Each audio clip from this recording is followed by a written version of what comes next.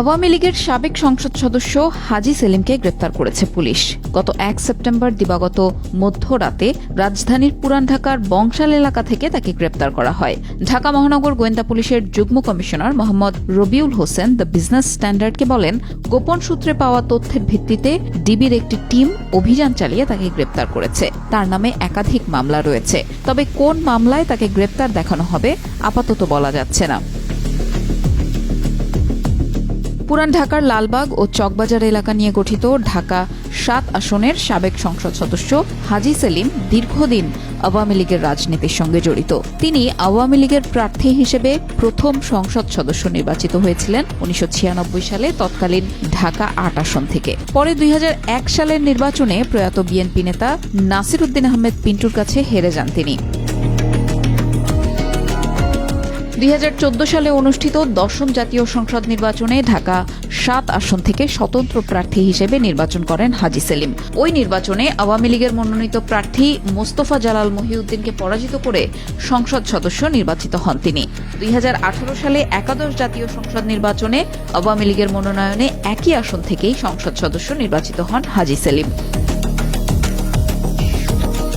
তবে চলতি বছরের জানুয়ারিতে অনুষ্ঠিত দ্বাদশ জাতীয় সংসদ নির্বাচনে হাজী সেলিম প্রার্থী হননি। তার বদলে তার ছেলে সোলাইমান মোহাম্মদ সেলিমকে ঢাকা ৭ আসন থেকে মনোনয়ন দেয় আওয়ামী লীগ। তিনি নির্বাচিতও হয়েছিলেন। হাজী সেলিম ও তার স্ত্রী গুলশান আরার বিরুদ্ধে জ্ঞাত আয় বহির্ভূত সম্পদ অর্জন এবং সম্পদের তথ্য গোপনের অভিযোগে ২০০৭ সালের ২৪ সেপ্টেম্বর মামলা করে দুদক। বিচারিক আদালত ২০০৮ সালের ২৭ এপ্রিল ওই মামলায় রায় দেন। রায়ে হাজী সেলিমের ১৩ বছরের কারাদণ্ড হয়। ২০২২ সালে ওই মামলায় হাজী সেলিমের ১০ বছর কারাদণ্ড বহাল রেখে রায় দেন হাইকোর্ট। পরে আদালতে আত্মসমর্পণ করেন তিনি। এরপর কিছুদিন কারাভোগের পর ২০২৩ সালের জানুয়ারিতে উচ্চ আদালত তাকে জামিন দেন। গত ৫ আগস্ট ছাত্র জনতার ব্যাপক বিক্ষোভের মুখে পদত্যাগ করতে বাধ্য হন তৎকালীন প্রধানমন্ত্রী শেখ হাসিনা। পদত্যাগের পর তিনি ভারত চলে যান। তার দেশত্যাগের পর ড ইউনূসের নেতৃত্বে অন্তর্বর্তী সরকার গঠিত হয়।